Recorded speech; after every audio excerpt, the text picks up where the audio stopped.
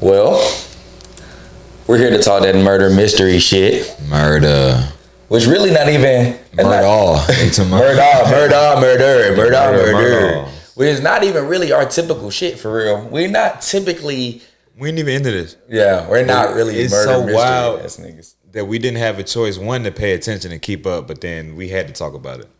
I ain't never seen nothing like this. Yeah, and really, bro, it's funny because, like, this shit takes, like... You really... Like, if you look at a human and be like, they won't do no shit like that, this will change your mind. They broke all the moral code. Like, bro, like, for real. You can't put nothing past nobody. And it's crazy because maybe probably 2 months ago, I was at one of my homegirl house, and when I got over there, she had just started watching the little documentary shit, right?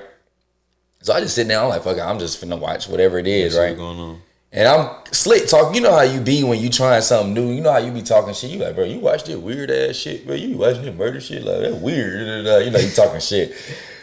Man, my ass get to sitting there, and I'm like, oh, like, you feel me? Like, it's supposed to be doing some crazy shit. Man, bro. And it be crazy because it's like it introduced a whole new way of thinking to your mind in terms of just like, you don't really realize how crazy folks is. Until you see how folks, see what they actually did. See how crazy them folks is, bro.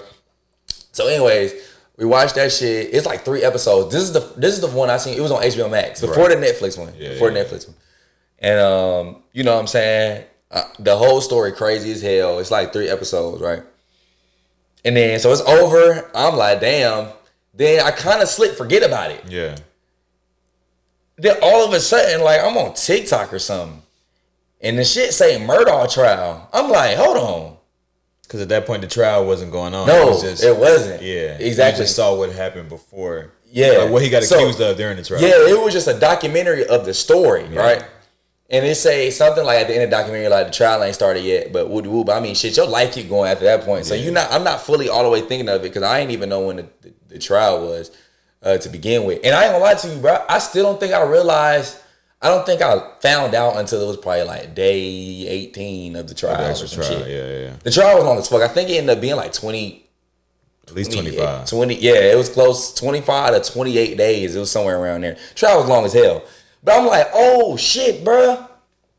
So, because at this point, over a year passed since a suspect has been named. Because at first they didn't think it was him. Yes, his ass, bruh. Bruh. Okay. So let's just get into the situation. Let's start at the biggest picture and then we'll come down. You feel what I'm saying?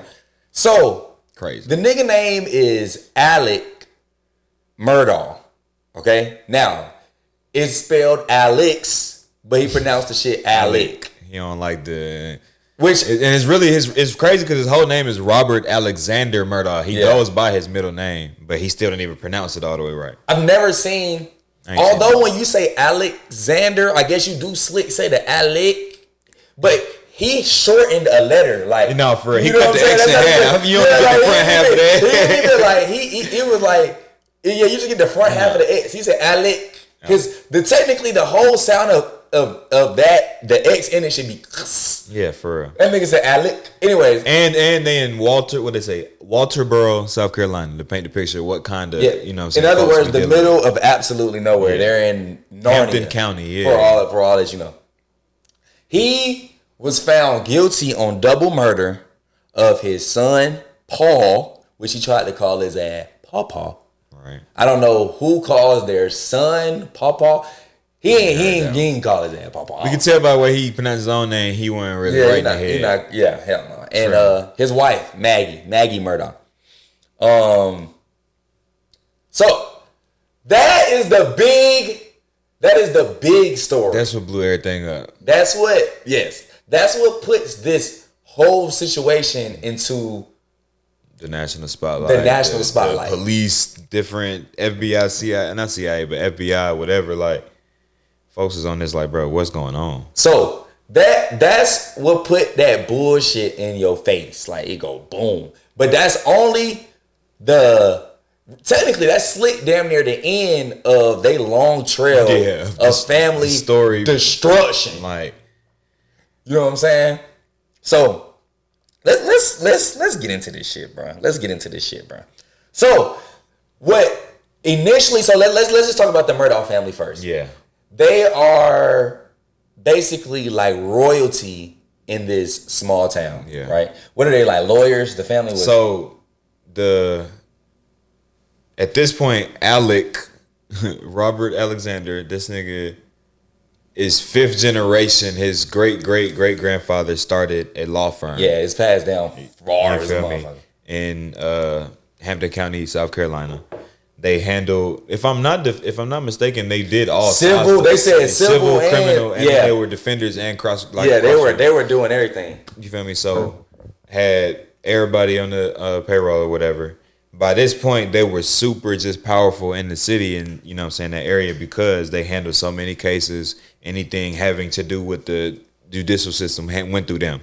So not only in the actual court of law, but then just because they've been around so long, they know police officers, mayor, you know what I'm saying, everything government in the city. So, and they were up just off money because that's a, you know, well-off profession in that town. Everybody else is more manual labor and stuff like that. So that's the background of just how they moving, you know what I mean? Like the mindset that they on some, you know, the kids are on some do you know who my father is? Like they moving like that. That's what I was gonna say. So they're the mindset.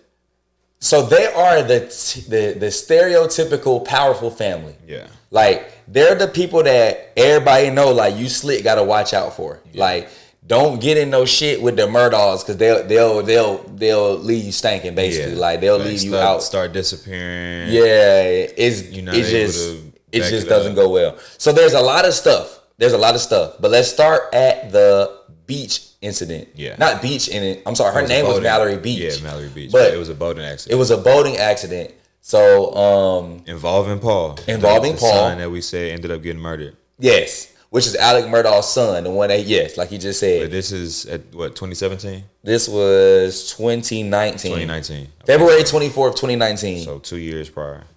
Yeah, 2 years prior. So they give a little background on the type of person that Paul was. Not to speak ill of the dead, but the consensus of who he was like a product of technically, like, just imagine, you see who his father is, so you can imagine what his son is like. And we didn't even say he has two sons. Paul is the youngest son. The youngest son. So seeing how the older family, the older brother, you know what I'm saying, that whole dynamic. So he's like the baby of the family, but also, did they have a daughter?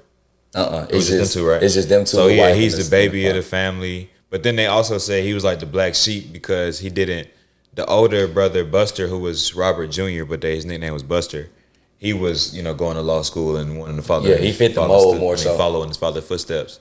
But Paul was like, nah, I'm not really, in the school heavy. He was just chilling, living the country boy life. He was out hunting, fishing, you feel me, doing whatever. So he was just on whatever, for real. So he was involved in a boating accident that happened before. And so Paul is they give you a sense of how he is before, so that you can understand the situation when they explain the boating accident. So there's a group of friends. They have a whole group of friends. Is the girl who actually passed, her boyfriend, a kid named Connor, his girlfriend, and Paul and his girlfriend. And so the thing is, because it's a small town vibe, it's like all of the girlfriends of each boy, they are best friends in their own. They had been cool before everybody else started dating. And if I'm not mistaken, one of the boys, like not Paul, but the other two, I think one of his name is Keith, and the other boyfriend, they were best friends. And then they got around Paul because he was the boyfriend or whatever. Yeah. So everybody's been cool with each other since they was like 3 years old. You feel me? Like that's the type of vibes going on. Yeah. So they go out, and if I'm not mistaken, I can't remember which girl it said it. I can't remember whether or not it was Paul's girlfriend. Paul's girlfriend's alive, or the girl that actually passed. I want to say it was Paul's girlfriend, but anyway, somebody wasn't even supposed to be there when this whole thing happened. But anyways, they're 18-ish, either 18 or 19. they're out of high school, but they're still too young to technically be drinking, right? Yeah, facts. So long story short, they go on this boating thing. They go around the lake or whatever, and they fuck around and get drunk, essentially, right? Oh, you know what happened? What they talked about too? Not to cut you off. Paul used Buster ID. You remember that? To get the drinks. To get the drinks, and that's caught on video. He wasn't even supposed to do that. Yeah. So just go into the picture of, because like we said, at this point, the family hasn't really gotten in any major legal trouble. Because like we said, there was no trial until the dad got, you know what I'm saying, caught in stuff. Because Paul's trial was about to start. Yeah. But he got killed before it could actually start. But so there's all of this footage of them stopping where he, like he just said, to with Buster's ID to get the drinks. There's also footage of them stopping at a bar. And within this footage, you can kind of see the relationship of what's going on. Like you can kind of see like the girl who passed and her boyfriend, like they're kind of back there laughing and joking. They on their own little thing. You can see the other girls are kind of like more so pissed because Paul and another kid was tripping basically because they were drunk. And that's another thing in the background on Paul. They said he was more mild-mannered, you know what I'm saying, when he was sober, but he had a drinking problem. Whenever he would drink, he would get kind of belligerent. They said they gave him a whole new name. They said his drunk name was Timmy. Timmy, he wasn't Paul no more. He turned into a whole other person, which is dangerous as hell for y'all folks that be drinking, bro. If you can't handle the drink, that's something you need to stay far as hell away from. And to be doing that constantly, like, that ain't cool. So he was wilding out, right? And they're trying to tell him, like, you're not driving this goddamn boat back. We're not doing that. He pulls this my boat, whoop-de-whoop card. You know what I'm saying? You know how niggas started to try to strong arm you. This was interesting, and I like how, when I was watching the documentary, the girls was like, we were talking about calling the Uber or something like that, but we didn't end up doing it or something like that.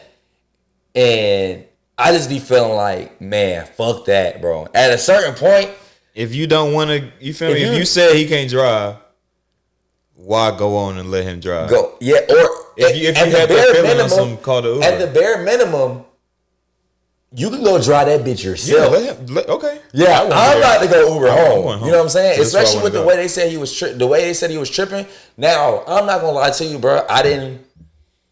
This is just me being ignorant in a sense. I didn't realize how fast those boats are going and like the type of damage you can cause with the collision. You know what I'm saying? So like we saying, it's 6 people at this point. It was 6 people sitting comfortably on the boat, so you can tell, you know what I'm saying, what kind of size it is, and they got money, so it ain't no bullshit. Bunk. Yeah. So he like, this my boat. Woo. So he's like, all right, whatever. So he starts driving it. And he's going super fast. Like, he's going as fast as the boat basically can. And it's pitch black, bro. It's not no street lights in the lake. You know what I'm saying? Something happens and he hits the bridge. Boom. It shows in the documentary, like, basically the direction in which everybody fell. Yeah. The girl that passed and her boyfriend was sitting at the very back, so when it crashed, the boat, they had the most time, and it flew them. It slung them forward. And they said that the girl obviously, she passed some she had head trauma, so she banged her head wherever she landed, and obviously he landed and he was able to get up, and it was just I think he had his shoulder was fucked up, broken but it was like he wasn't trying to leave until he found it, and I fucked with it because it was not to say I fucked with it, but it was just like. That's just. You can tell the relationship. It's that's what I'm trying to say. Like, it was an act of like you could tell he really cared about her, and you gotta like, you know what I'm saying. I'm sure for the family, as the family of the girl who passed, I'm sure little stuff like that just kind of makes the situation just a little better. You know what I'm saying? Nobody just looked like somebody was really there to give a fuck about this happening to her. Because even not to cut you off, before that, there was like Paul's girlfriend. Remember, she was telling a lot of the accounts in that documentary. She was like, bro. He would put the speed up all the way and walk away from the steering, like leave it unattended, and other people would have to come in. You know what I'm saying? Yeah, so it got to that point, then he swerving all heavy. If you know you in the water, you can swerve and try to come back. That pressure from the water is going, you know what I'm saying, push the boat another way. Like Holmes is just straight out there tripping, bro. And didn't care. That's the whole thing is we about to see like with the reactions afterwards. The accident happens, boom. They have all of this sound footage and the shit is sad. They got bro. the body cam from the police pulling up, and then one of the cameras from like one of the docks nearby, or you know. And then the 911 call. Facts. They got the 911 call on there, and you can just hear like the frantic of the people that's around or whatever. But there's footage of when the police actually get there. The boyfriend of Mallory Beach is the one that passed. He's going off on Paul. Like, I want to say he said something about Paul laughing or something. He was like, bro, you out here laughing. My fucking girlfriend's missing. died. Yeah. Like, what the fuck? You talking about? I hope you ride hell all and shit. And I was like, bro, and let me tell you. So he was the one who girlfriend actually passed was Paul's like closest friend. Yeah, they were close. And I'm gonna be real, bro. He had such a higher, like, he's the person that still talks about Paul in the best light. Yeah, no. You know what I'm saying? Like, that really hurt him. Because even still, like, even to this day, he's still saying, like, you know, they paint him out to be this horrible person. He was misunderstood. And I was talking to one of my partners about this. I said, I'm gonna be real, bro. You make a mistake like that, it's nothing else you could tell me. Like it's just on top of because it's so much that got swept under the rug, and like we saying, the type of person he was when he was drunk. Like, y'all, you know what I'm saying? Once you make that ultimate mistake, bro, like I can't defend you no more. You know what I'm saying? Like I might forgive you, but I can't defend. I'm not defending you no more. Because it's like, bro, you've done something to the point where somebody actually died. Like it's not a lot of niggas that do something. This is what we talking about. Like how I said it first, they cross so many moral lines, bro. Like this shit as a family, as a whole, literally, it don't make no sense. So that happens, right? They get to the hospital. The Murdaugh family is in that bitch deep, right? And fast. And they're in there trying to change the story so as quickly that as possible. Like Paul doesn't get because they understand the law and like we say everything around it. They know that if they could just tell enough people a perspective to where everybody hears that this is the consensus, they can paint this narrative first, get the newspaper to print their side of the story, get everybody in the town against this certain side to where it's swayed the attention around. And another thing I like, they say they have like different people of the town. And I seen one person say it was like when they heard a Murdaugh boy was involved, they was like, "Ooh shit! Like what the hell is about to happen with this?" So the dad gets to Alec, and I think his grandfather, Alec's father, which is Paul's grandfather, are there, Rudolph, basically trying to make it seem like Paul wasn't the one driving. Right. So they go straight to Connor's room which Connor's the other kid that was there, right? Yeah. One of the other boys that was there, and they was like, you know, we know you was driving or something, basically trying to say, like implying, like just tell him that I'm representing you, I got you, don't worry, this and that. And the thing, bro, so on the HBO Max one, Connor wasn't on it, but on the Netflix one, Connor was on it. Bro, Connor to this day on that Netflix documentary look like if he could fight Paul and Alec again. He still got a scar from that. Yeah, he like you could tell, like when he talk, he still fucking hate him. He was I forgot what he said. I wanted to whoop his ass. I wanted to whoop his ass. Yeah, like are y'all crazy? And I was like, bro, and this just to give you an idea of the type of people, like zero accountability. Zero everybody dealing with the family, like zero accountability. And they said when they got there, he was so drunk they had to restrain him. Paul, the boy that was driving, they said he was so drunk at the hospital they had to restrain him, like because he was acting a fool with the nurses and everything. So that situation in itself was insane, right? He eventually ends up being charged. He's about to go on trial. Now, because another thing was how you said they was interviewing other people in the city. He never got arrested. Like he never spent a day or a second in jail. You get what I'm saying? Everybody was like, bruh, if that was me, if anybody else was like actually driving that boat, bro, we would have got booked that night. We're gonna figure it out later. They say he only got the mugshot, if I'm not mistaken. No, he did. Oh, that was it, right? He just had his regular clothes on. They didn't, you know what I'm saying, really. That shit crazy. I forgot. They sure did say that. Like anybody, I mean, bro, you gotta think that's a driving under the influence. You get what I'm saying by that? Yeah, even if it wasn't like, bro, he was under the influence and this. You gotta think Henry Ruggs got his ass sent. Like the difference between Henry Ruggs and figured out later. Yes, you feel me? Yes. Like for everybody else, but when you got bread and influence, all right, we'll put you in the system. We'll take the little mugshot, but you can go home. Right. We'll figure it out. So crazy. That's Paul, right? And that the reason why that part is important is because Alec tries to say that when the police first get there, people were out to get Paul due to that incident. Exactly. It was his alibi. Okay, so that's why that situation is very vital to this story. Now let's give a little more background on this family though, before we start wrapping this shit all the way up. Because the crazy part is, the things that we find out about is in reverse order. Yeah. The killing from Alec to Paul and his wife, right, was the last thing to happen. So at this point, when Paul killed Mallory Beach, in the boating accident, that was the thing that was the third body that the family called. The other two were still. So y'all still don't know about the other two. It's crazy, but those two happened first. Like, so you still don't know. So we're like we said, we started the. And you know what I'm really sitting here just now realizing? Each death or series of deaths, because at one point it was two people, was surrounded by a different family member. Yeah, essentially. That's crazy. Yeah, like the whole fucking family's crazy. That shit is crazy. So we know about Paul and his mother getting killed. We know about Paul being responsible for the death of Mallory Beach. Now, they had a housemaid, right? A housekeeper who just so happened to trip, quote unquote, over the family dog while going up the steps and fall to her death. After being with the family for over 20 years.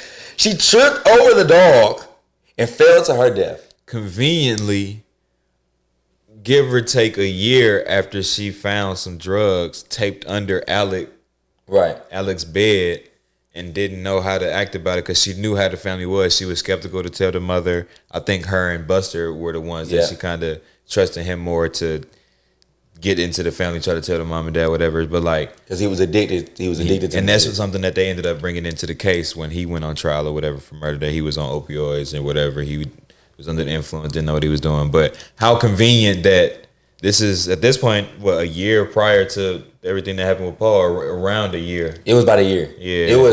It was 2018. That happened 2018. So that was 2019. Yeah. Now, this is not even the end of that scenario. Crazy. Because then Alec then tells her two kids that it was something about him suing himself, essentially. Okay, this is what. No, I got you because I just watched it more recently. You did. First of all, the story around her passing is cloudy because they have another.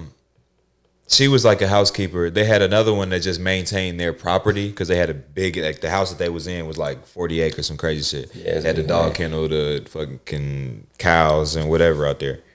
So he gave his account where he got there an hour before she did. They had a routine every morning. He said he remembered her driving by about an hour after he came in. She had her Wendy's and her, drinking her can. Went up. He said if she got there at 8:30, he got a call from the mom at 8:42. She hadn't been there 12, 15 minutes. And that she passed, and then, or that she at least fell. Right. At that point, I don't know if she died there on the way to the hospital. I don't remember. Nah, she didn't die there. But okay, she later was on. Pretty much. It was like 2 days later, I think. Actually, they had her on support and stuff. Yeah. But she had crazy internal injuries. That's what I'm going to talk about too. So, Alec wasn't there when it happened, right? He ended up just coming right home as soon as he found out. But when police came, he beat the police there though, right? When police came there, he said that he came out and found her falling. One whole time, the other just general groundskeeper said, nah, the mom, Maggie, called him to come help. And I think bro name was like Curtis or something. Him and Buster tried to take her to get her level. Because at this point, she fell, like they said, she fell. That's the thing, they say she fell up the stairs. But the orientation of her body was her legs were higher than her head. Yeah. You know what I mean? Yeah. So they tried to pick her up and keep her level, and that's just the son and the house, the groundskeeper. So then when police come, Alex says, yeah, I came out here and saw her falling. Right. Or y'all saw that she fell. That's a whole, you know what I mean? So they say that was already cloudy. Then she passed 2 days later in the hospital. She has two sons. At this point, they're still fairly young. Alex says on the grounds that it was his fault or his property's fault because it happened on his property by his dogs, he was going to sue the property. He was going to sue the estate, which is technically kind of like suing himself. Yeah. Because it's him versus, I forgot how that worked. But he ended up winning. He got a settlement, insurance money or whatever. Over multiple hundreds of thousands of dollars, if not, I don't think it was $1 million, but at least a couple $100,000. The sons didn't see not one penny, not a single dime. You know what I'm saying? Like after their mom dies a mysterious death on your property, that all signs are pointing to that somebody had something to do with it, whether it was the wife that was mad that she found the drugs or whatever, or the son. I don't know how that went down. Just weird, you know what I mean? So it came about later on after, in between Paul having a boating accident and killing Mallory, and Alec killing his kids and his wife, or his son and his wife, they found that he did this on multiple occasions. His own law firm said that we caught you basically embezzling or stealing money from these settlements, winning these settlements, not paying people off. And they were going to disbar him from the company that his own family created. So you got to understand the mindset of a small town, privileged white dude is like, his whole life is the company and the money and the law that he does. So like, now y'all gonna tell me I can't be a part of my family stuff? He all messed up. So he feel like he worthless at this point. So that's the picture that they try to paint. He was desperate, you know what I mean? So it's just crazy. He gonna do her dirty. And mind you, like this is before all of everything that happened with Paul and Alec later on. So just a grimy individual and then very shiesty family overall. I don't even think it was basically like after that happened, that shit just kind of got swept under the rug with the housekeeper. Yeah. The only reason why that even came back to light essentially was because it was a separate trial going place about his actual financial stuff, right? Yeah. Well, I mean, all this only came. This wouldn't have been talked about really if the death of Mallory Beach never happened. Yeah. When that happened, that put their family into the spotlight because he's taking millions of dollars from people. Like this is just one specific incident. He's taking millions of dollars from people for over a long ass period of time. So for him, he was gonna keep doing this shit. Yeah. Had this not happened. Yeah. Okay. Man was not. Now he did not care. Let's go even further back. For them, this shit has to be terrible because it's just a longer line of shit that just begins to come out and out and out and out and out and out and out more and more and more. There was a rumor that Buster was gay. Okay, don't know if that's true or false, but there was a rumor that Buster was gay. Obviously, just based off of this family, look at what's going on. They're in the middle of nowhere, South Carolina, and they're a white family. Yeah. Do you think that for their name within that community, that it would be good for his oldest son to be known as somebody that is gay? You know what I'm saying? Just think about it. Just be realistic about the town. Like it's not accepted. It's not.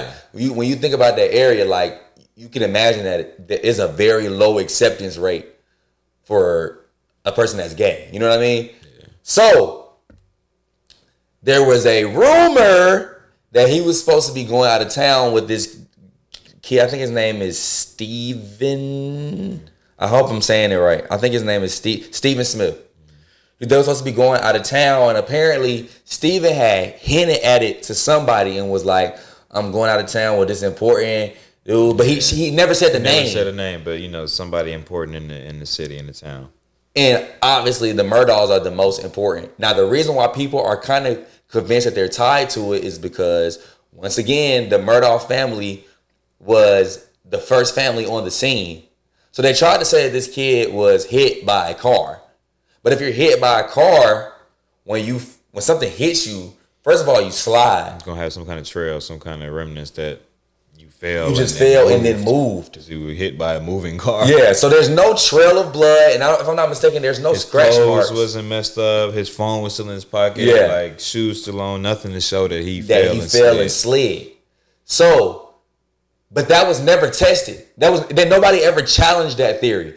There are people that acknowledged it, but nobody that was in position to actually be able to challenge it ever really challenged it. Again, because of the fact that the Murdaughs always, whenever they're involved with something criminal, they control the narrative up front. Yeah. They just put it out there and run with it. All right, this is cool. This is what happened. Keep it moving. So this is the first instance of it. Because this is 2015. Technically, yes, because we went backwards. It's crazy. So, and if I'm not mistaken, it was like the Murdaughs were the only people that were allowed on the crime it scene. Happened 10 miles from their house. And if I'm not, in one of the documentaries, they said when they checked the phone log, Steven called Buster for help. Yeah. Because they were coming back from like a tennis match or something with their friends or something. Buster, Paul, and maybe another friend. And he called him for help when he ran out of gas because, like we say, it's 10 miles from the Murdaugh home. And they were the first people in the scene and the only people in the scene. They weren't letting other people. Which I forgot to say this as well. Nobody was allowed on the scene then. And for the situation when Paul, with the accident with the boating, the Murdaughs were allowed on the scene, the wife and Alec, but the family of Mallory Beach was not allowed to go down there. That's crazy because at that point, she wasn't at the hospital yet. No. But then they were telling the parents that they weren't allowed to the scene, so they were like, we got out the house and drove and realized we didn't know where we were going and pulled over. They was like, we don't know, like what the hell do we do? And I was like, when I seen that shit, they didn't even tell them where they were. They didn't even tell them the lake. They just said the area. Yeah. And I was like, bro, that shit is so I was like, I just can't. I couldn't imagine. I was like, bro, that has to be like the most powerless feeling. Yeah, like there's nothing. Like they said, they just pulled over and was just like crying. Like damn. And bro, that's my thing, bro. Missing people and missing like situations when people go missing, bro. That shit be so sad to me because it's not like 99% of the time it's the same ending. Especially after a day or two, it's the same ending, bro. The person is typically gone. That shit is just so sad, bro.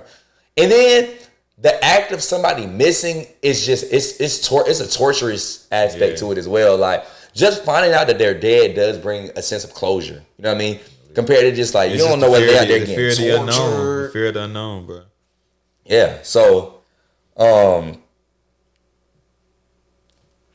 that was a situation with Steven. Now, nothing has happened with that situation. Nobody, all they did, they reopened the case. Because they closed it at some point. It was 2015, like we said. They just figured it was an accident. They didn't know who did it, whatever. And they just reopened it in light of all this shit. So, bro, I'm gonna be honest with you. If Buster goes down too, that shit is going to be crazy. I don't know if he will though, because I don't know how they'll be able to find enough evidence to fully prove that. But if Buster goes down for this shit, bro, that's gonna be like they're gonna do some shit like make a movie or something off this family. Oh yeah, for sure. And the other thing we forgot to mention with this man, Alec, after, like we said, the murder of his wife and kid, he didn't get put on trial till a year after that happened, right? So in between this time, we didn't even talk about how he tried to offer. Oh, I was down. Yeah, I was going back into Buster. So at this point, wife is gone, son is gone. I'm not gonna say doesn't have a means to make money because they already got bread. They're gonna figure it out, but got kicked out of his own law firm, so at least can't practice the job that he's used to doing, right? He feel like his life is over with. He done. He feels like they might find out it was me coming up anyway, so he's just gonna try to end it all. Tries to hire a hitman. Mind you, he can't just kill himself, right? Because he won't qualify. Buster won't qualify for the money if you commit suicide. So he's trying to get himself killed so Buster can collect the money for the insurance. $10 million. He hires a hitman who ends up, I didn't even realize this till I looked it up, a distant cousin. Distant cousin to come and shoot him, right? Whole time he stages an incident where his car broke down, he was trying to fix a tire or whatever. Somebody comes up, there's a struggle, and ends up shooting him. Whole time he shot himself, but tried to act as if it was his cousin. And grazed his head. Survived. And survived. So this was the needle, like what they say, the straw that broke the camel's back, where police and everybody was like, "Hold on, bro." But his brothers on Good Morning America, all type of shit, like feeling basically saying like, "We feel so bad for Alec. I can't imagine what he's going through." And this is why he's still in recovery. You know what I mean? So it was a little phase where he got so much sympathy. Yeah, he got shit going well for him right now. Then when he survives, and because if I'm not mistaken, at the scene of the crime, they brought in the distant cousin because they at this point thought that he did. Because his ass said, "If I would have shot to shoot him, he would be dead." I didn't shoot that man. Let me tell y'all what happened. And he spilled the beans, and that's when after Alex came back or whatever, that's when everything just went crazy. So yeah, at this point, they put his ass on trial.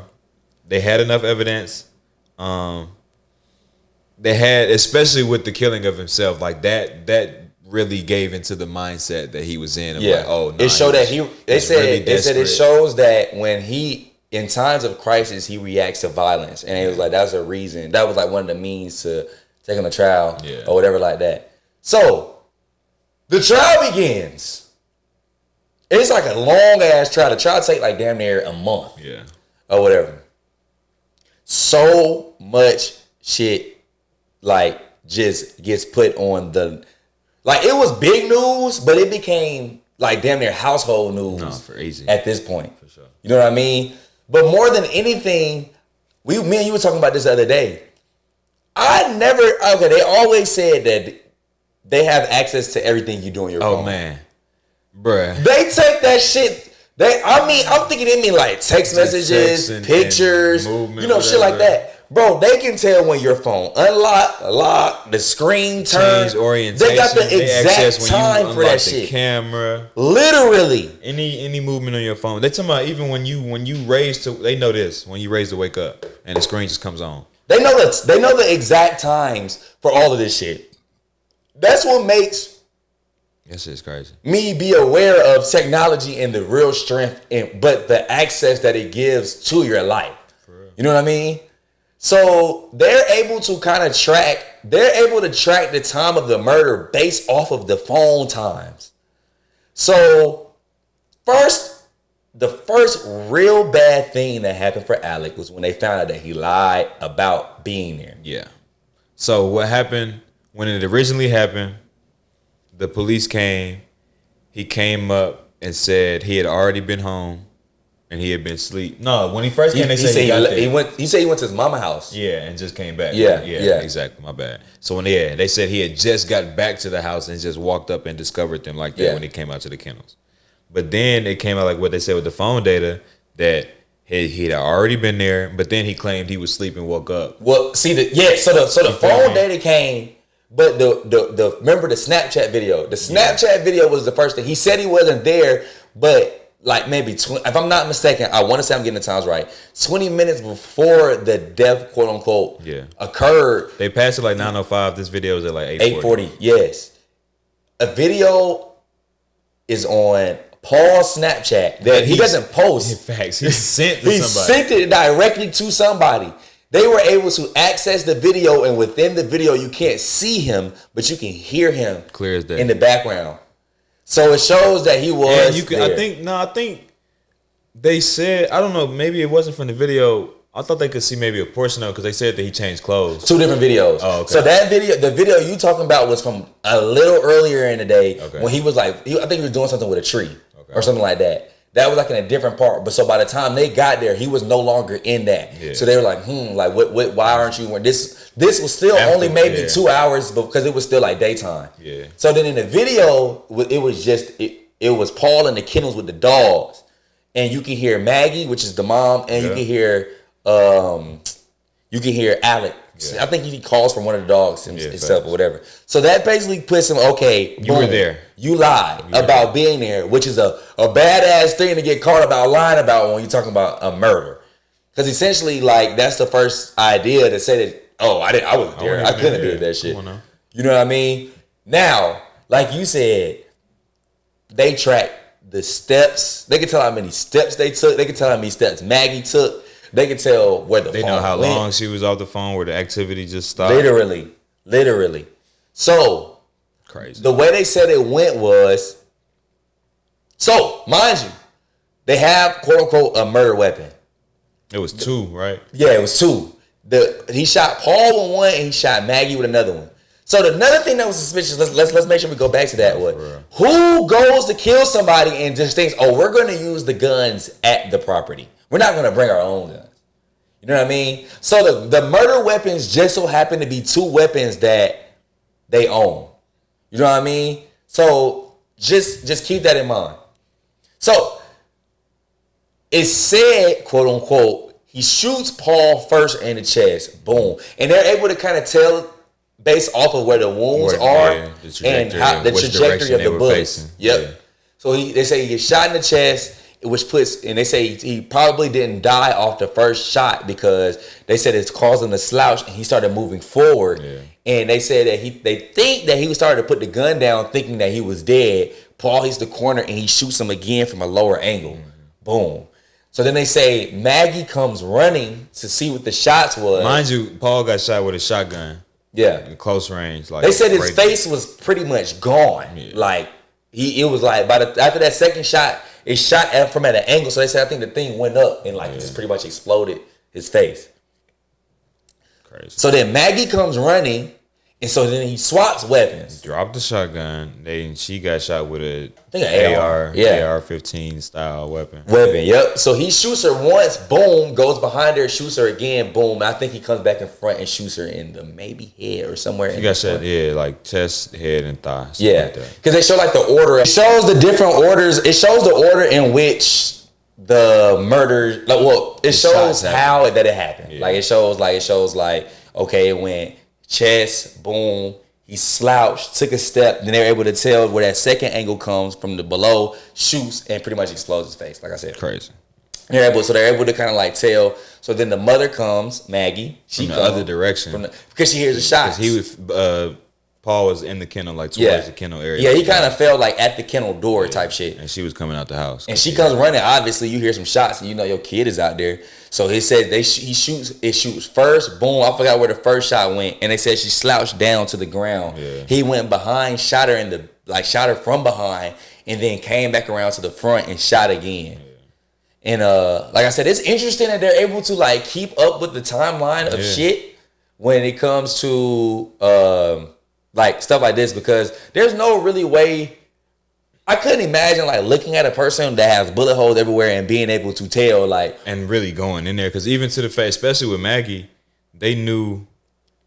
I forgot if she got shot in the thigh or torso first, but the first shot just wounded her. They said they know for sure that the second one he came from behind is when she died, because she got shot either in the neck or something, but it went through. And just kind of they could tell that she died on the second shot. Another thing that's crazy how they could is how them bullets be ricocheting like that. Like I would inside your body, because the bones are so hard. Yeah, bro. You would think that if you got shot, it'd go.